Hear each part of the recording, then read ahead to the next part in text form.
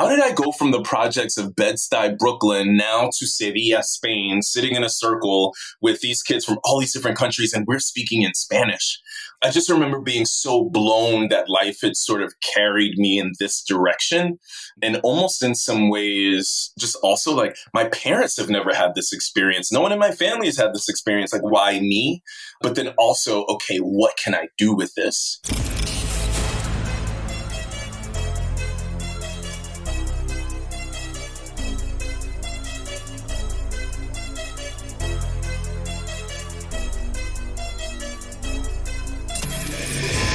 This is the Maverick Show, where you'll meet today's most interesting real estate investors, entrepreneurs, and world travelers, and learn the strategies and tactics they use to succeed. And now, here's your host, Matt Bowles.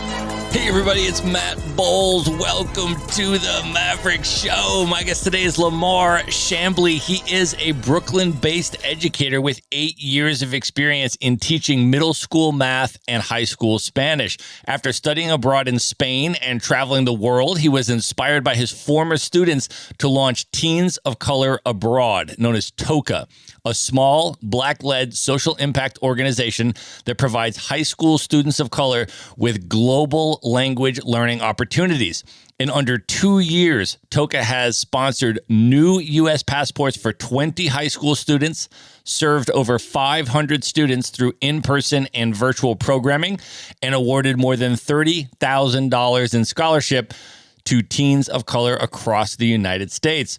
Lamar has a bachelor's degree in modern languages and literature and a master's degree in teaching, and he's originally from Bed-Stuy, Brooklyn, so he represents BK to the fullest. Lamar, welcome to the show. Yo, what's up, man? Thank you so much for having me. Well, I am so excited to have you here, brother. Let's just start off by setting the scene and talking about where we are today recording this. Unfortunately, we're not in person.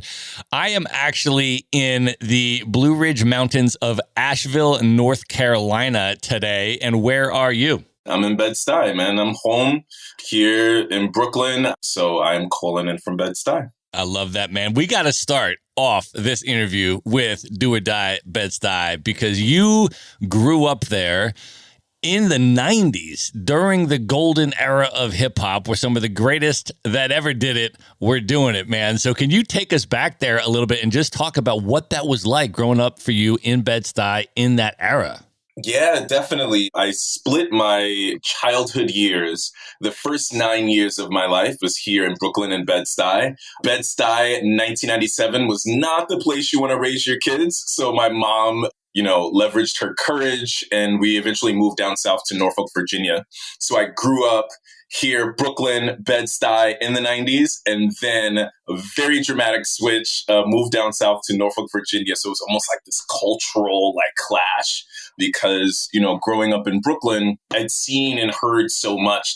It's actually how my love for languages started, right? Because here in New York City, there were signs in Spanish, signs in Russian, signs in Mandarin. And I just remember being like, whoa, this is so cool that there are other ways to speak. And I'm really thankful that growing up, it was just me and my sister and my mom. But my mom was also a huge fan of hip hop music.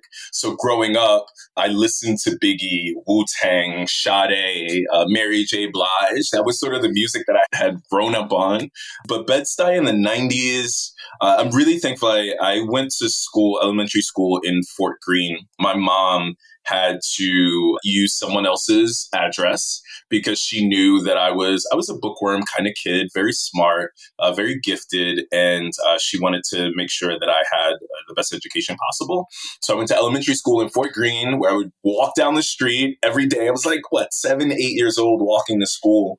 But I knew that Brooklyn and New York City always felt like home. So even though we moved down south to Virginia, after I graduated from college, I moved right back to New York City because this has always just been a part of me.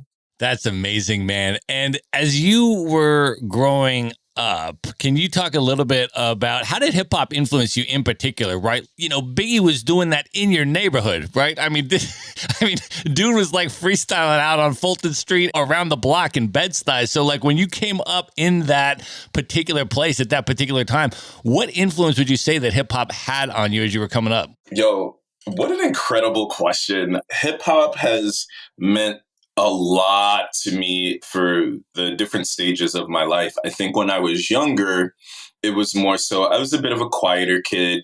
I was a bit softer, so people would pick on me.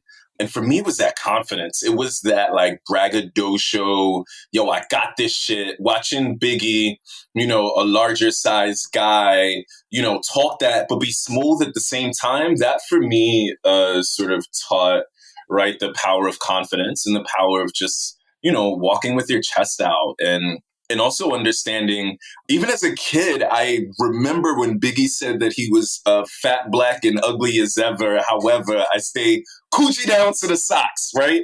So for me, it was like, yo, this guy knows what he looks like. That is self-awareness, okay? He knew himself. So I remember as a kid that being like, yeah, like, I wish I was that cool. All the way through to my sort of late teenage, early adult years after I came out to like my friends and my family. For me, it was that resilience. It was that confidence for someone who had, spent the majority of my life sort of ashamed of myself, where I had this music now that gave me the confidence that I needed, that I wanted. So it was, inspired me as a young Black kid, inspired me as a queer person, but also as an educator. I can't tell you the number of times I've played Enter the 36 Chambers before my students walk in the classroom because I'm just kind of tired and feeling a little bit low, and they don't need a teacher like that. Like, I got to wake myself up. How do I get myself hyped? Boom, put on the W or Into the 36 Chambers, and like my mentality is just totally refreshed. So hip hop has also influenced me as an educator. So it's all different places, but that's the power of music.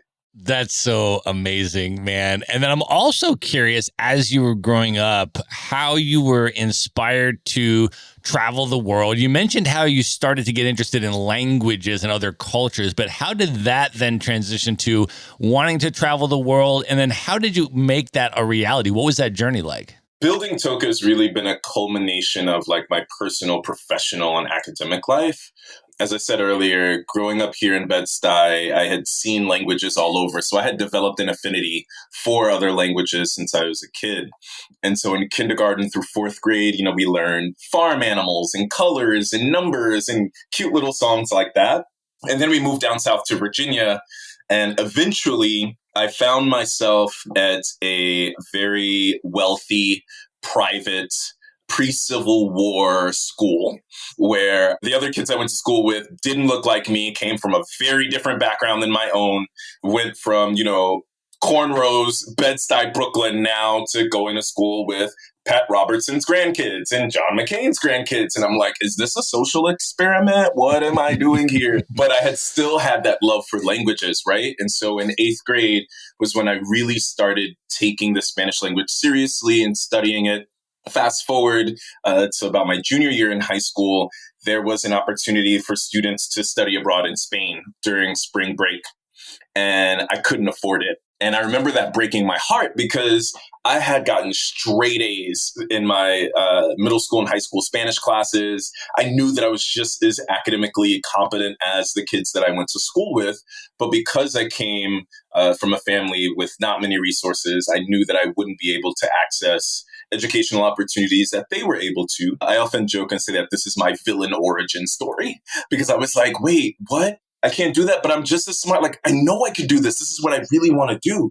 And so my Spanish teacher reassured me and told me, when you go to college, you'll have the opportunity to travel and study abroad. And so fast forward my freshman into sophomore year, I applied for a student-led medical mission trip to the Dominican Republic. And I was accepted on the trip, which was really dope. So now finally, I'm going to have this opportunity to travel and to see the world. But once again, I looked at the price tag and realized I couldn't afford it. I also didn't have a passport at the time. No one in my family had been out of the country. So I went to my academic advisor and I said, thank you so much for accepting me on this trip to the Dominican Republic, but I don't have a passport. I've never been out of the country. I can't afford this. I don't know where to start. And he said, well, why didn't you say anything to me? And slid his credit card to me across the table. And he said, I'm going to make sure that you get a passport. We're going to make sure that you have airfare to the Dominican Republic. And it just took one person to knock down what was seemingly an insurmountable barrier between me and accessing this international opportunities. And so that was set. That was my first time out of the country. I got to travel to the DR. I was doing some medical translation for doctors, doing ethnographic research in the community, actually getting to use the Spanish that I for so long sat behind a desk in school, conjugating the same verbs over and over and over again without having a real world conversation with other people in Spanish. And so that was my first time doing that, but also talking to folks who look like my cousins, who look like my uncles. I'm like, bro, you look like you could be related to me, but we're speaking in Spanish. You're from here. So for me, it also expanded my mind in terms of Blackness in a global context, right? Like, yeah, I'm from Brooklyn. I knew that there were folks from all different around the world, but to actually be there and to speak with other Black folks, to me, just like blew my mind. So I knew that I wanted to continue to find international opportunities.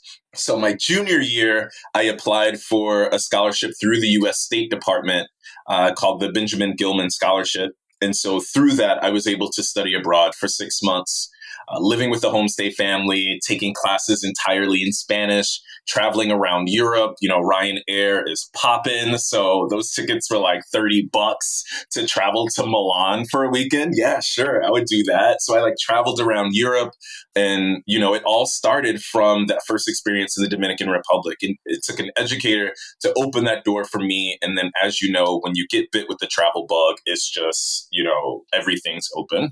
I love that, man. And I would love to go back to that first DR experience and ask you to reflect on the impact that had on you. One of the things that you wrote on your website, you said, my first international trip pushed me to see myself differently. I began to explore all the parts of who I am, my privilege as a Westerner, my struggle as a Black American, and my impact as a U.S. citizen when traveling abroad. Can you expand a little bit on that? Yeah, absolutely. So I feel like growing up, my mom has always talked to me about what does it mean to be Black and what does it mean to be a boy, right? In terms of being Black, just very hyper aware. It pushed me to be hyper aware as a child, but then also as a boy, my mom trained me as a machine to walk on the outside of the street so that I protect the person on the inside. Just like small little things like that was always planted in my mind.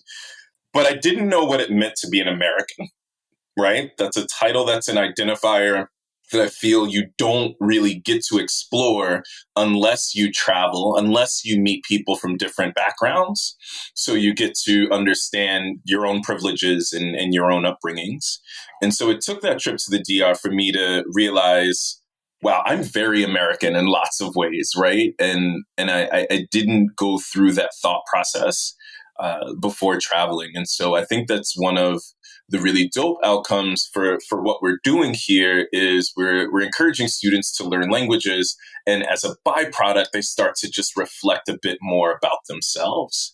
And so I think that is just one of the most powerful things that you get out of travel is your own self-awareness. Yeah, 100% agreed with that. And then I would love also to hear more about your experience in Spain, because I know you did a homestay there and you interned at a human rights nonprofit and you did a whole bunch of stuff there. I would love to hear a little bit more about how that experience was for you. Yeah, I was busy, man. I took that semester, I just squeezed as much as I could out of it. I'm so proud of myself looking back on it because I think it really illuminated the pathway to where I am now.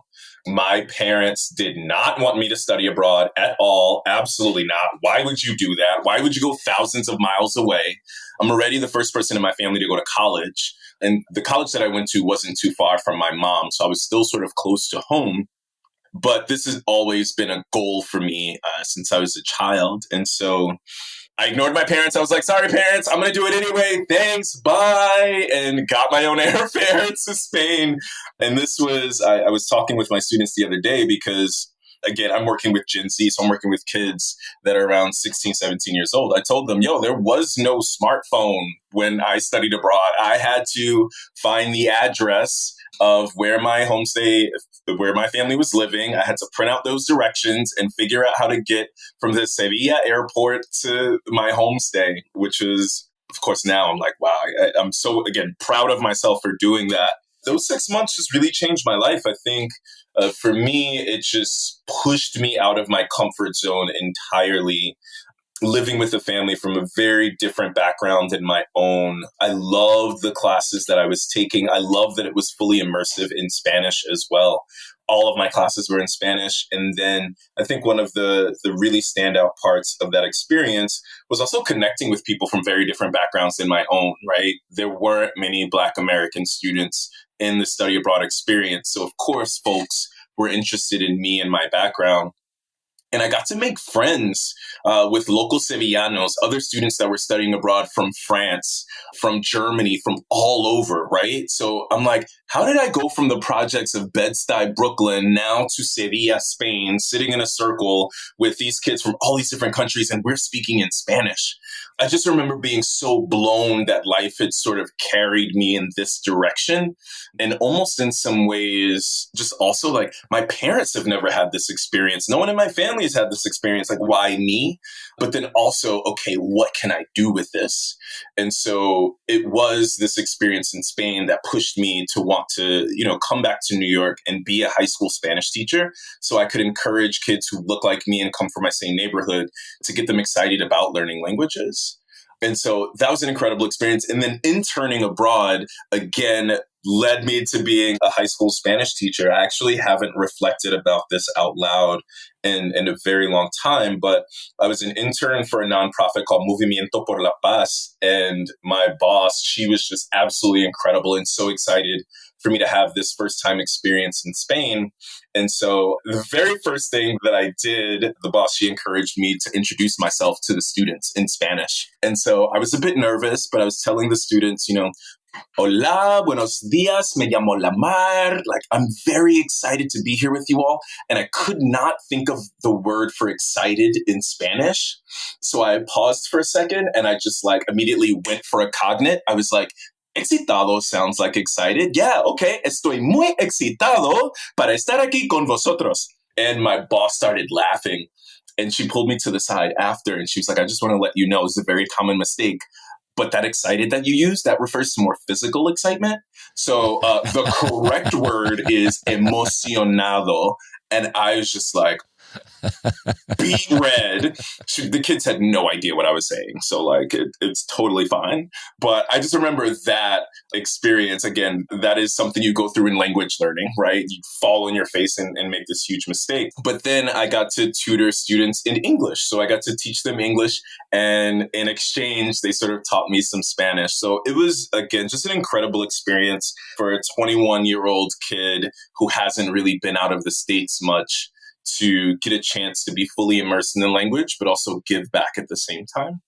That's amazing, man. And then I know after your Spain experience, you continued to travel the world and you went to Spanish-speaking countries in Central America and South America. And the first one I want to ask you about is Nicaragua, because I have spent probably about a month there. I think you've spent even longer than me there, but I would love to hear a little bit about how your experience was in Nicaragua. Yeah. So for me, I spent time in Nicaragua right before I became a high school Spanish teacher because I wanted more robust practice with the language. When I moved to New York, I actually was a sixth grade math teacher for 5 years. I love kids. I'm very patient and I can make any subject that I teach, I can make it engaging. So I was like, yo, put me in for math. I got it. Math is usually the subject that kids hate. I'm going to make them love it. So I would play, actually talking about hip hop music, I'd play a ton of music in my classroom, more instrumental, Flying Lotus, just a lot of beats. And the kids seemed to really get into math. And so I tried to make math fun and engaging. And though I really enjoyed that experience, it was languages and culture that was always really a passion of mine. So then I became a high school Spanish teacher. But before I started teaching full time, I knew that I wanted to just spend time in another country and continue to develop my Spanish. So I went to Nicaragua. Specifically, I was in San Juan del Sur, which is, I, of course, was in Managua for a couple of days and then spent time in San Juan del Sur, living with the family, taking one-on-one Spanish classes for hours a day, just again, strengthening that practice. And the people that I met was just absolutely amazing. Again, so excited to have an American man excited about learning languages and having those cross-cultural conversations. It was an incredible experience for me. That's amazing. So the other thing I've got to ask you about is this trip that you did from Costa Rica all the way down to Colombia. I want to hear about the whole thing, man, because it just sounds completely epic. So can you share a little bit about sort of what brought that trip about, and then how was that, each step of the way? Yeah, that was me running away from a dying relationship. So I was like, I'm gonna peace out for like 3 weeks and I'm gonna just travel. I need time alone. I wanna fall in love with life again. And I found that that's what happens for me through travel. And so I started in San Jose, Costa Rica. I spent a couple of days there, which was absolutely beautiful. And then I took a bus over to Puerto Viejo de Talamanca, which is on the Caribbean coast of Costa Rica. And I love that place specifically because they were very proud of their African ancestry. Being that it's a Caribbean town, they had a large influx of slaves during the Middle Passage. And so that was just so dope to see what is Black Costa Rica look like. And so that was incredible. Then from Puerto Viejo de Talamanca, I traveled over to Bocas del Toro into Panama and spent a couple of days there, staying in a homestay, just sort of traveling around and seeing how beautiful Panama was. And then from Bocas del Toro, flew over to Panama City, where I spent a few days there and just traveled around, tried to figure out, what are some local places I need to be checking out. One of the coolest things I did in Panama City, there was a tour of old Panama City that was led by former gang members of that area. So they got to walk us around parts of Panama City that are now, of course, built up and, a bit more invested into. But he got to tell us, he told us, here's what happened here back when, I was 19, 20 years old. And so I really appreciated that sort of real world reflection of the space we were in. I love museums, but I love getting that just like, what happened here? What am I standing in front of? So I was in Panama City. And then the most epic part of the trip started there. I joined a tour group where we toured through the San Blas Islands off the coast of Panama. So for 4 days, 3 nights, we were island hopping off the coast of Panama, sleeping under the brightest stars. I think they got a whole different set of stars down there because I've never seen anything like that. And also getting to swim around with bioluminescence. I was swimming in the water once and I saw like a school of dolphins come by. And again, all of this for me, a kid from Bed-Stuy, Brooklyn, from the projects with family that didn't, really have this experience. My mind is just like, there's a whole world out there. This is so beautiful.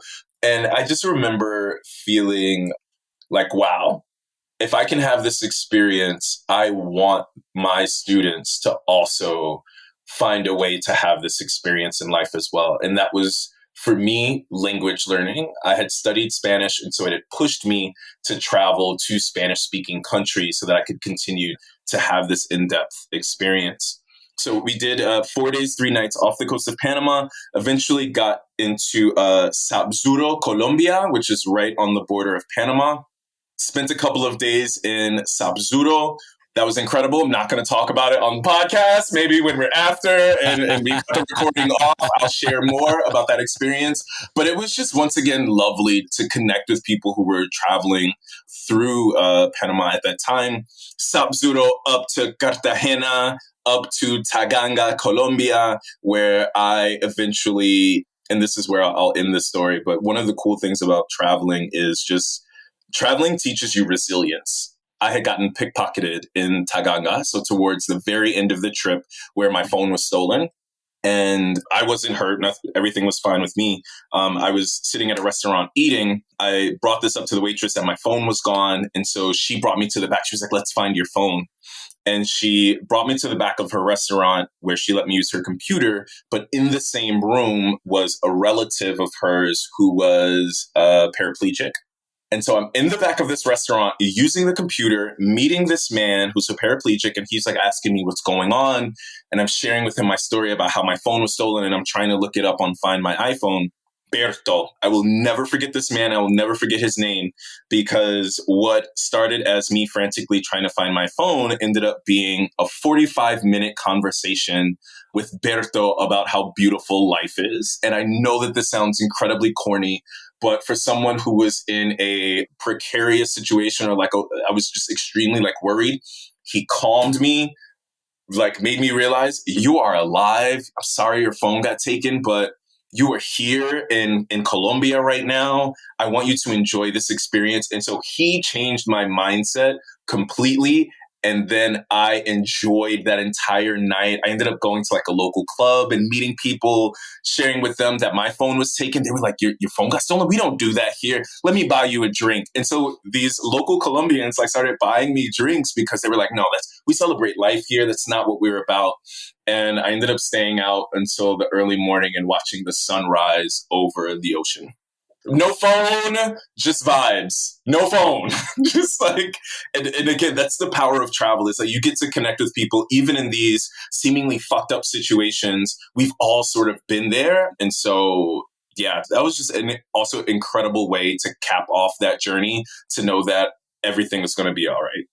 That is so amazing. Well, I think that is a perfect pivot, because I want to ask you about the founding of Teens of Color Abroad. Can you talk a little bit about what the impetus for that was, how you decided to start TOCA, and then what is the mission and vision of TOCA today? So after, 2 years of teaching Spanish, one of my students said, yo, Mr. Chambly, wouldn't it be cool if there was an organization that made language learning cool, where maybe people got to travel? How did you learn Spanish? And I told them, I was in college, I studied abroad, it changed my life. Here are the scholarships you need to apply for.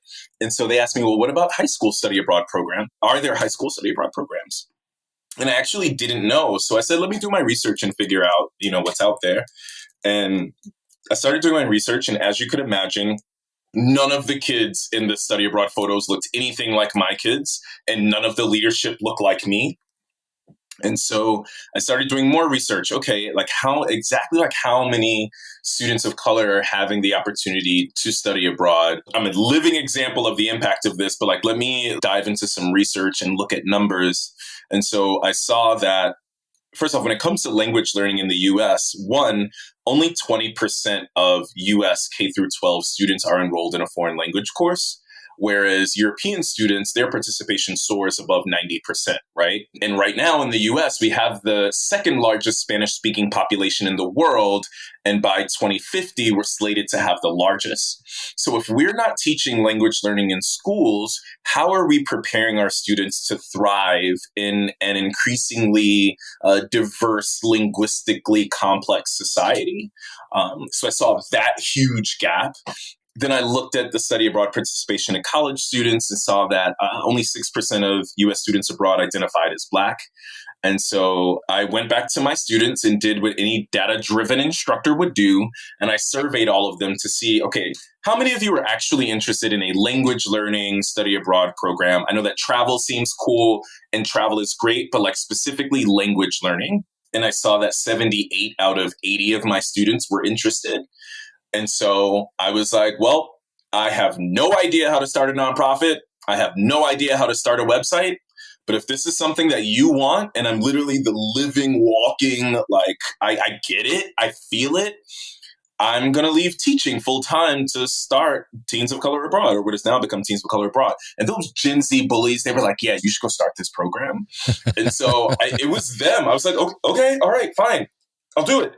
And so I left teaching full-time June 2018 to build what has now become Teens of Color Abroad, looking at the racial disparity that exists in which students have access to international opportunities in college, but also looking at the lack of language learning that's happening in U.S. schools. I don't have the exact numbers of how many high school students of color are studying other languages, but also understanding that in most urban areas where a majority of students of color is studying, there's just a lack of access to rigorous language courses. For many students, they take 1 or 2 years of Spanish. Boom, done. That's it. Fulfilled requirement. But students need more practice and more access to other languages. And so it was looking at those gaps. It was my students putting the battery in my back. It was all of that. But I attribute everything that I am doing to my students. I don't know if I would have had the confidence to leave the classroom and start something like this if they hadn't bullied me into doing so. That's amazing. And can you talk about how Toca actually works today? What does it offer to students, and what do students get from participating in Toca? Yeah, so it turns out brainstorming a study abroad program during a global plague was not the best idea. I thought of a lot of worst case scenarios. An epidemic, a pandemic was not one of them. So we were originally hoping to bring a group of students from Brooklyn to actually Sevilla, Spain, where I studied abroad. So Toca, we are partnered with Centro Mundo Lengua in Sevilla, Spain, and they're the school that I studied abroad with. They're the school that pushed me to become a high school Spanish teacher. So we wanted to bring a group of students to Spain, take triple the amount of Spanish that they would here in the States, live with the homestay family, and participate in cultural immersive activities in the afternoon. So like flamenco dance lessons, paella cooking classes, museum tours, where they, once again, get to practice what they're learning in the classroom actually in the real world. And so COVID put a stop to that, which is all good. Again, hip hop, resilience is just at the forefront of my mind. Adaptability, make it work, have that Biggie mentality. Don't sweat now. We got this. We're going to keep it rolling. And so I'm very proud of what we've been able to do during this time when kids are stuck at home and educational initiatives are a bit scarce. We've created a virtual language learning program where teens of color across the U.S. study Arabic, Spanish, and French from refugees around the world. So even from home, right, where we want to keep our students safe, but we also do not want them to isolate. At the forefront of my mind was like, now is not the time to have U.S. students think, oh, I don't want to travel. There's a virus out there. I'm scared to travel. We want to plant the seed at home. And so our students take 10 hours of the language that they've chosen. And again, the classes are taught and led by refugees around the world. So our students get that language learning practice, but they also get to expand their global awareness to understand and hear from refugees. Which also what happens is they get to undo any harmful xenophobic stereotypes that they have internalized as Westerners. So we see our students leave our program excited to either continue studying that language, to maybe study another language, and also get them excited to like, when you go to college, you've got to study abroad. Here are all of these opportunities. Especially Black and brown kids, like they need to see and hear that these opportunities exist for you. You may not see yourself in the photos and in the videos, but here's what this program could do for you. Do not be afraid to look out for it. And so it's been really dope to be able to create this language learning program. We've now won a Global Youth Travel Award. So it has now won an award, which has been really cool. But that's just one of the virtual initiatives that we've done. Again, resilience, hip hop, keeping it rolling. It's like, okay, cool. What are the cool things about studying abroad and travel? Like what makes it so engaging for people? One, for me, it was the language learning experience, but also two, music. And again, this is how you and I connected, right? Music is an excellent avenue for cultural discovery. I don't know if you can see on my camera, directly above me, this is MIA. I'm a big fan of MIA, but in high school, she came out with her debut album, Arular. And I remember that blowing my mind because, again, I grew up on hip hop, reggae, sort of those sounds. But all of a sudden, here comes this brown woman rapping about Sri Lanka and PLO and the Tamil Tigers, about this part of the world that I didn't know. But because I loved her music and she was sampling rap and hip hop sounds, like on her debut mixtape, she had like the Clips followed by the Bangles and it like Walk Like an Egyptian. I was like, what is this cultural clash of music? But it was because of her music that I was just excited about other parts of the world. So aside from this Toca language learning program, we have something called Fresh Fridays, where one Friday a month, we have a DJ play a 2-hour set of music from around the world. So they can talk about how, traditional Senegalese music, where you can hear these parts in baile funk in Brazil today. And so we're getting students to almost expand what they hear, like what are different sounds like from all over the world.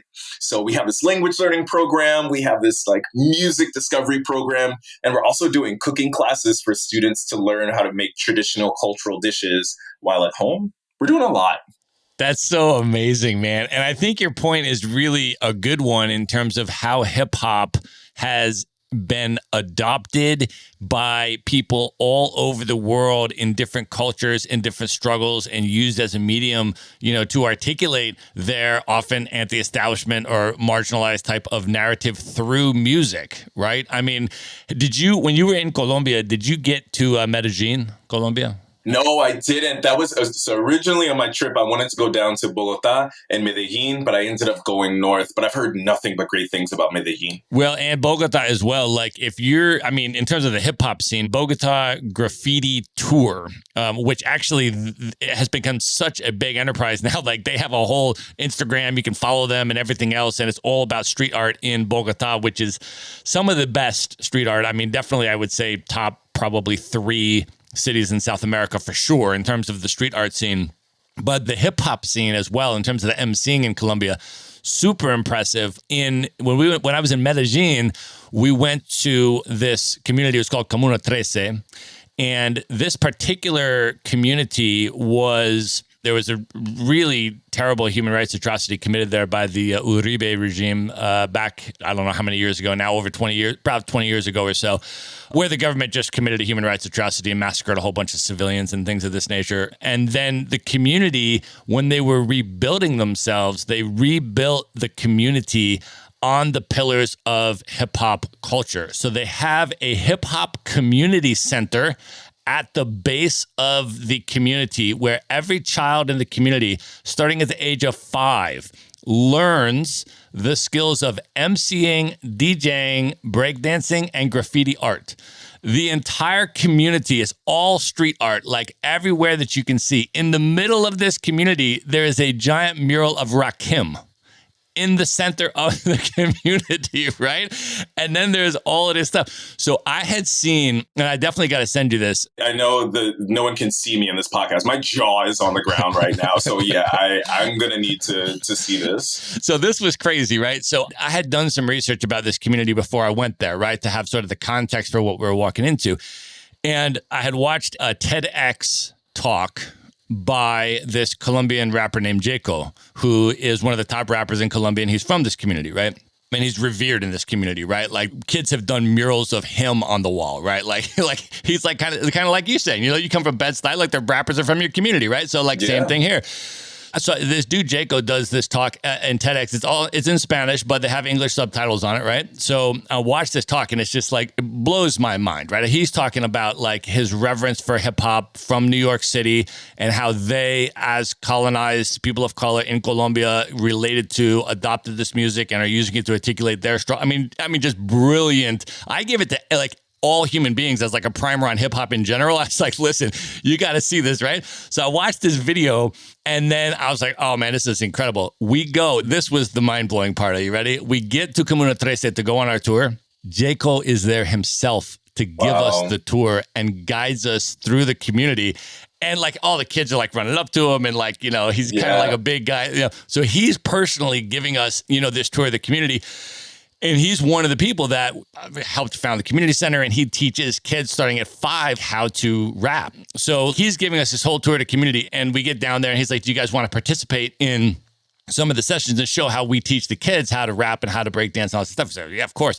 So he literally sets us up in like a circle, in like a cipher, and he goes, okay, this is how I teach 5-year-olds to start their hip hop stuff. He said, pick an animal that you like, your favorite animal. So somebody's like, okay, I'm a dog, I'm a this, whatever. He says, okay, so take the sound of that animal and then just make that animal sound, but we're going to do it to the beat. Like, so you're going to understand how the harmony goes. So if you're a dog, you're like, woof, woof, woof, woof, woof, woof, woof, woof. And we're just going to get on the beat and we're going to do the thing. We're going to do like this. And we're in a cipher making animal sounds. He's like, this is how I start the 5-year-olds off, right? And then from there we build and we go into these different lyrical skills. And then they got breakdancing classes where they got incredible B-boys and B-girls, like 18, 19 years old, teaching like 5, 6, 7-year-old kids in the class, in the center, how to do their thing.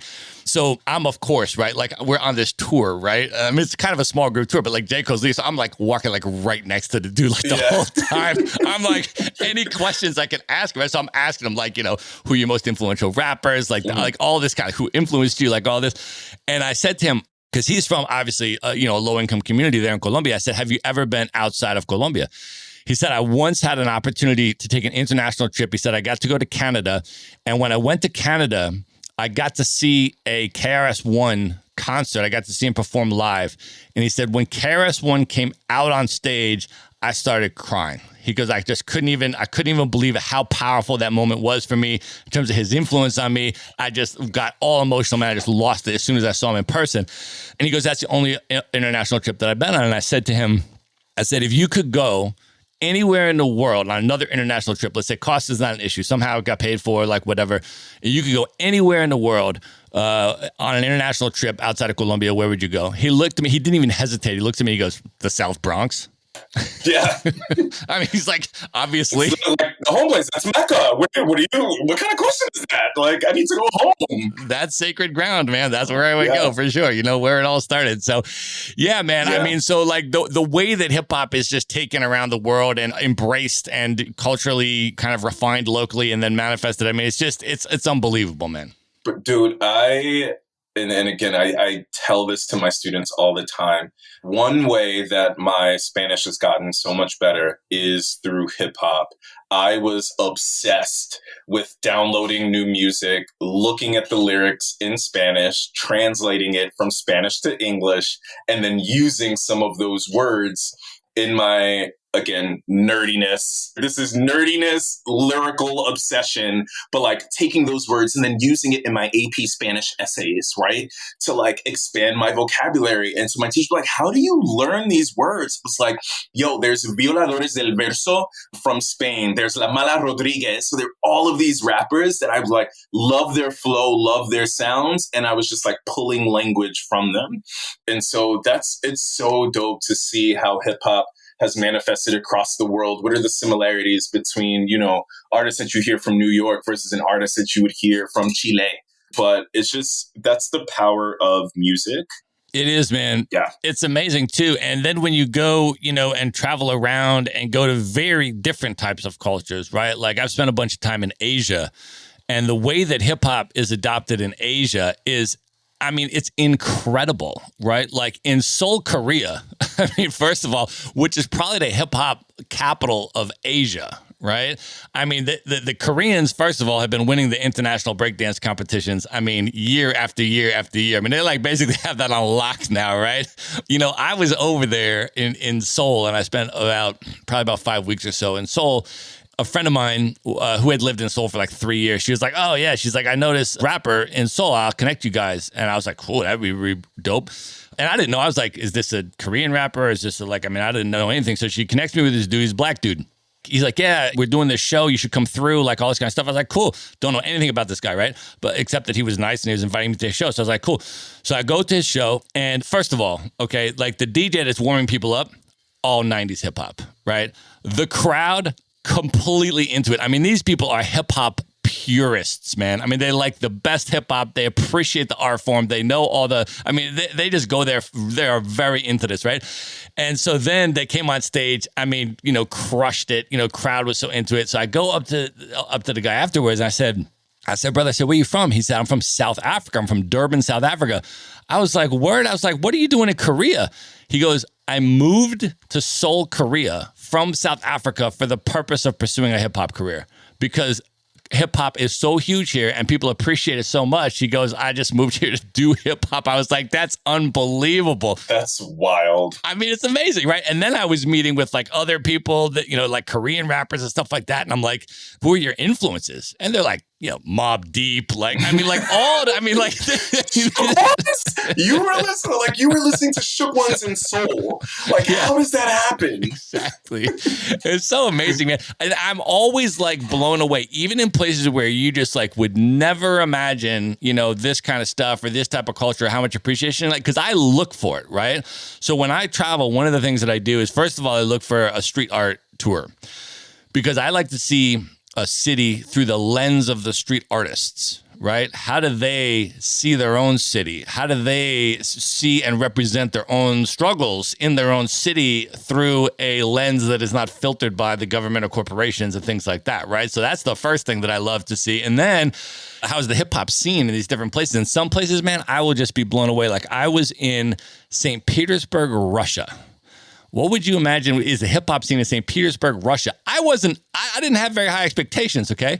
The week that I get there, Lord Finesse from the Bronx is spinning at a party in St. Petersburg, Russia. I go out to this party and there's, Russian kids, in their 20s kind of thing, right? Here's the thing that's amazing. He is spinning all like 90s East Coast hip hop, like just Gangstar, like the best of 90s East Coast hip hop. All of these Russian kids who are in their 20s, who were not even born when most of this stuff came out, they know every word in English. They're singing along. They came out. They got like New York jerseys that they're wearing. I'm like, my mind is blown. Yo, that's the power of New York. That's like, it awakens me to realize, one, again, the power of music, but two, again, as I said earlier, the way that people interpret hip hop, like it's still so applicable to no matter where you're from, right? They see this music coming from the struggle here in New York, and like that works in so many different contexts. That's powerful. For sure, man. So let me ask you this, just sort of bringing it back to Toca and your students. Can you talk a little bit about, some of the impact that the Toca experience has had on your students? And feel free to either, shout out individual folks or just give sort of general examples, but like what have some of your students experienced, through Toca, and how has it impacted their lives? Yeah, definitely. So I'm really proud of what we have done, but I don't think that any of this could have been done without our partner, Natakalam. Natakalam is their name. They have been just exceptional. And specifically with our conversation partners, our language teachers all over the world, they have been so great with our students. So that's been beautiful to see. One student in particular, a young lady from DC, she did our Toca Online Arabic program, and she's a pageant girl. She does all the local pageants in her city. And after her Toca Online program, she had a Instagram live holiday benefit concert to raise awareness about the refugees living in her city. And it was after her Toca Online program, where she had gotten to know her conversation partner and more about his life, that she was like, I want to figure out how I can do something here at home. So she took this virtual experience and had this really dope Instagram live concert where she highlighted all, her other friends who were in musicals and got them to perform. But then she also invited a poet. I believe the young lady was from Syria, but a Syrian poet to share her stories in her life. And I'm like, that's so dope that she's a teenager, she's 17, this 17-year-old girl during this time, during COVID, stuck at home, where she created this virtual experience to raise awareness about refugees. And so I thought that was incredible. It just warmed my heart. And then the second thing, earlier this year, we got picked up by Teen Vogue magazine, which is so cool. But one of the students that was interviewed in the Teen Vogue article, he reached out to me after. He was like, yo, Lamar, this is what I want to do. You are literally doing what I would love to travel. I would love to learn languages. I'm applying to college next year. Could you write my college recommendation letter? I was like, absolutely. What? Let's go. I got it. Whatever you want, whatever you need me for, I'm here. And so I wrote his college recommendation letter. And he got into the college and got a full ride to the school. So his parents are not going to be, held back by loans. He won't be held back by loans. And so young man of color will get to travel and continue to study languages in college. And so that's literally exactly what I want to do for kids is one, become empathetic people. That's what happens when you learn languages. When you travel, you get to just see the world through other people's views, right? And so through that, you build cultural empathy. We need our students, we need young folks to really build community. Just with everything happening right now in the world, if there's anything that I could encourage kids to do is to find ways to build cross-cultural connections. So it was so dope to see this young lady, really take on that opportunity to create this virtual space to bring awareness, but then also encouraging young folks to go for it when they're in college, right? And to continue to travel and study other languages. But then also use educators in their communities as resources. I tell students all the time, I'm like, yo, you got a Black male educator standing right in front of you. There aren't many of us. Use me. I am here for you. How can I help you? I want to make sure you get to where you need to get to.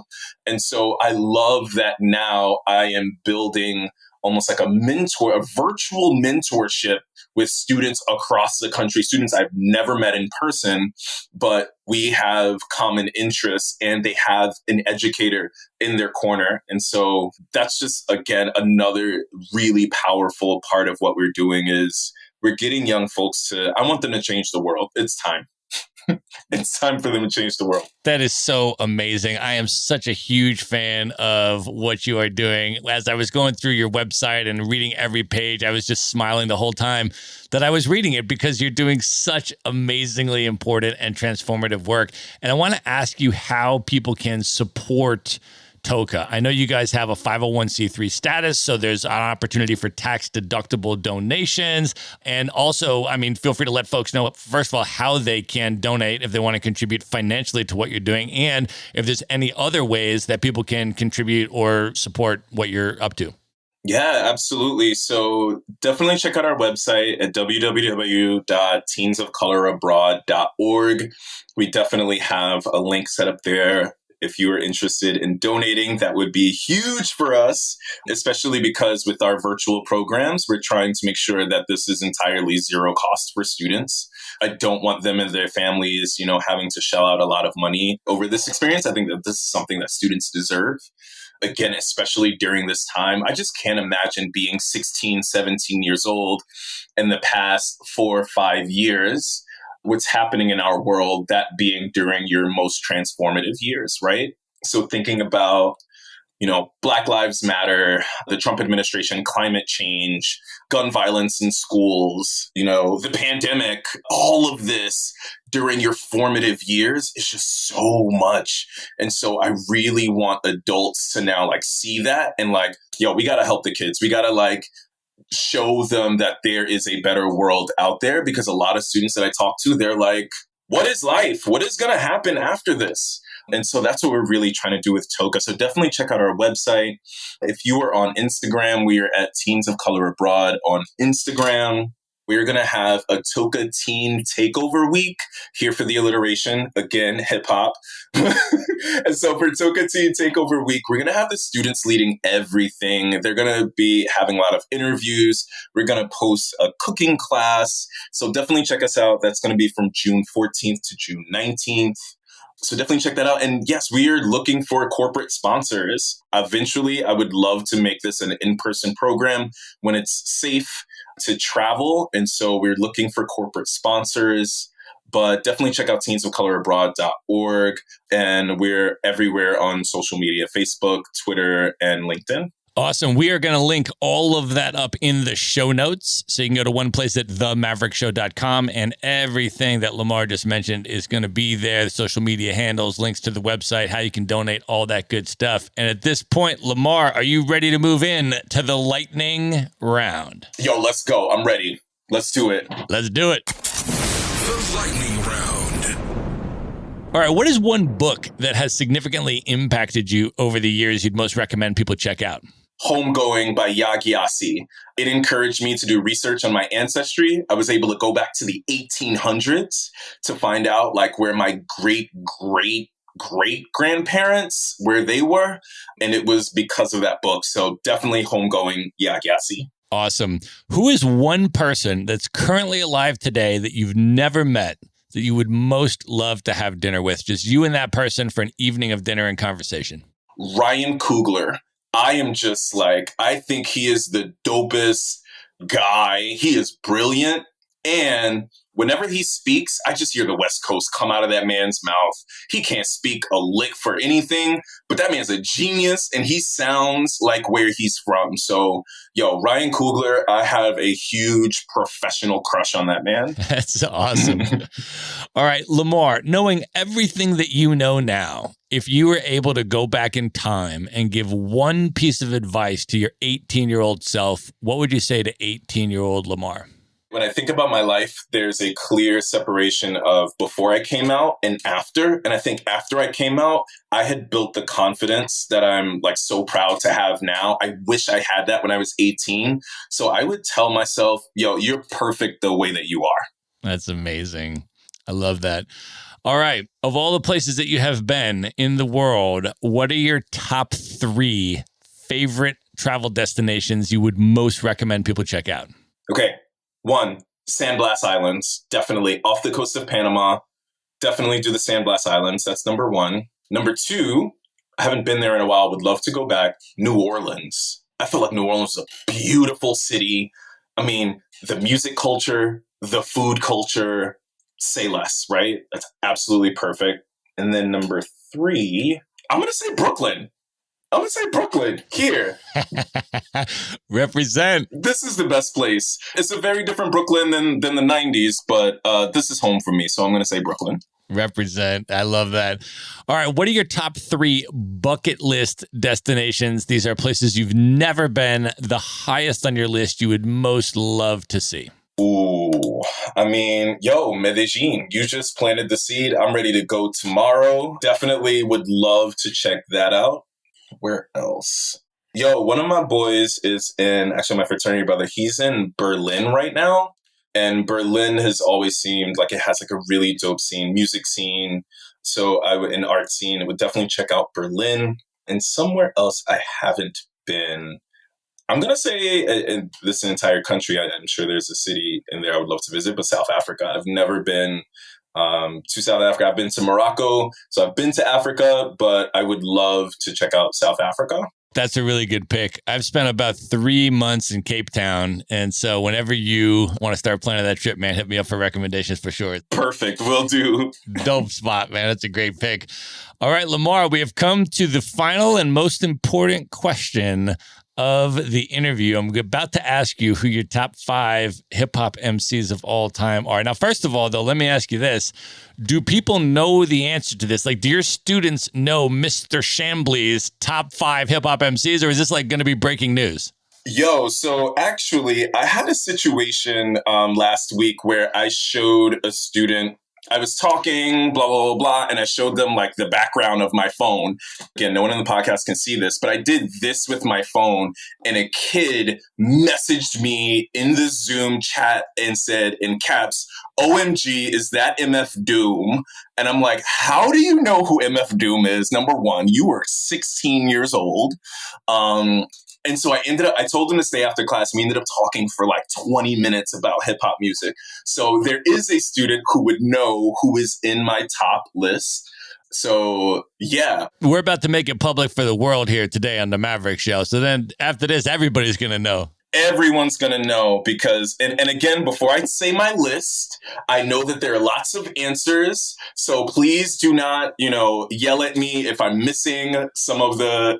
This is a very, very personal question for everybody because I ask all my guests that are hip hop fans. I'm saying, I'm not asking you who was the most influential, who was the most commercially successful. I'm not asking any of those questions. I'm saying for you personally, in terms of the MCs that influenced and meant the most to you, who are those top 5?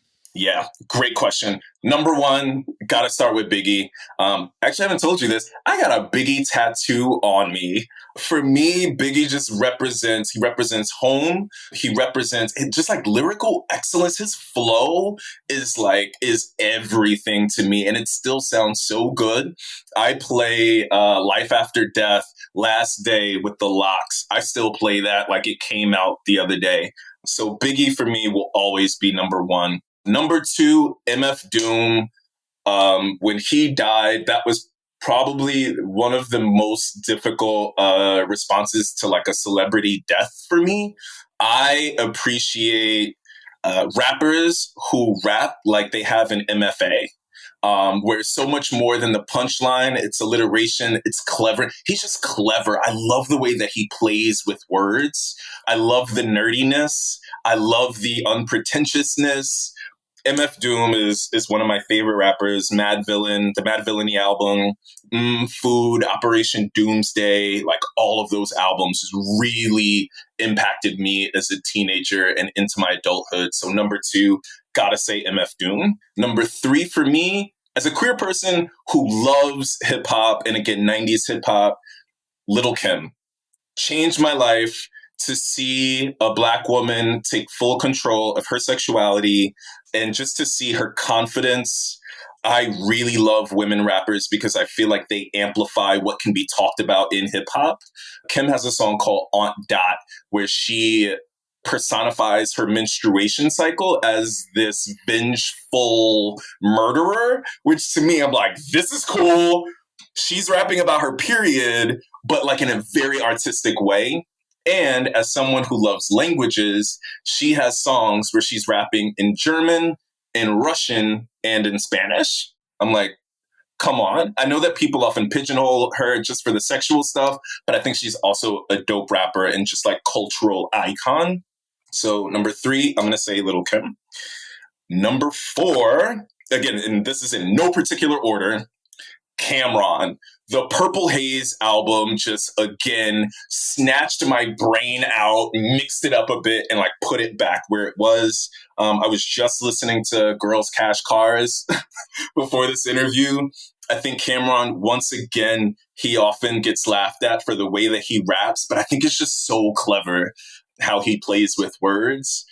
His sounds, like I saw him live actually right before the pandemic, and I didn't cry, but I was very close. Just like, yo, I rock with Cameron hard. So number four, I would say Cameron.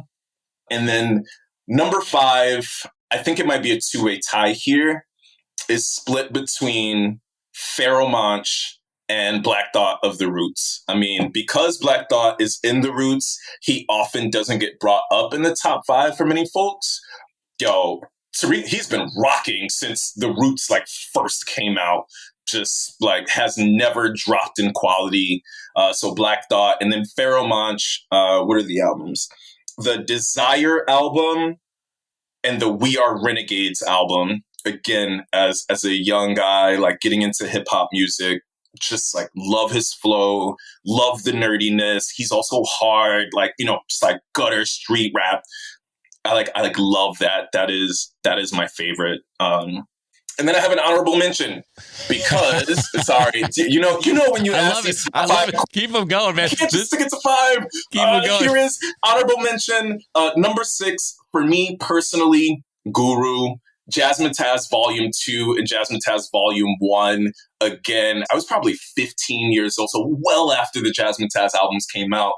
But to hear that blend of jazz and hip hop, and also for the song Lifesaver, I think he had MC Solar do an entire verse in French. And that to me, it was just like, whoa, this is so cool to see, again, how hip hop can be stretched. It's not just this one style. We can tap into this genre. We can tap into this language and like have this blend. He's got Shaka Khan on one of his first albums, like, and Wynton Marsalis.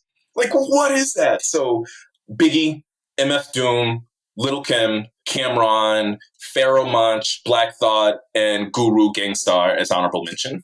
I love it. Those are absolutely amazing picks, brother. Lamar, this has been such a blast, man. I want you to let folks know how they can connect with you, how they can find you, follow you on social media. Go ahead and give out the handles and the website and all that kind of stuff. Again, how do you want people to come into your world? Yeah, definitely. If you want to connect with me personally, I feel like LinkedIn is an excellent place to do it. I am definitely there. On social media, once again, Teens of Color Abroad. I am a millennial through and through. I feel like I'm curating our social media in a very cool way. So definitely check out Teens of Color Abroad. And if you'd like to connect with me personally, LinkedIn, I'm the only Lamar Chambly in the entire world, so it won't be too hard to find me.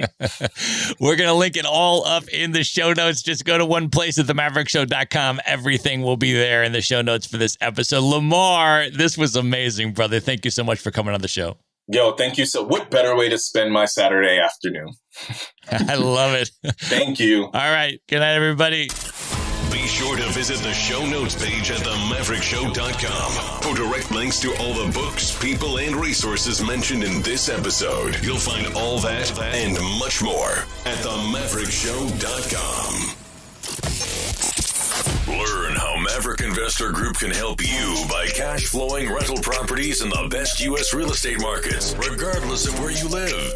Schedule a free phone consult today at themaverickshow.com/consult. Now you can buy rental properties with tenants and local property management in place, so you don't have to be a landlord or a rehabber. To get your questions answered and discuss how Maverick Investor Group can help you meet your real estate investing goals, schedule your free phone consult today at themaverickshow.com/consult. If you like podcasts, you will love audiobooks, and you can get your first one for free at themaverickshow.com/audiobook. Whether you want the latest best-selling novels or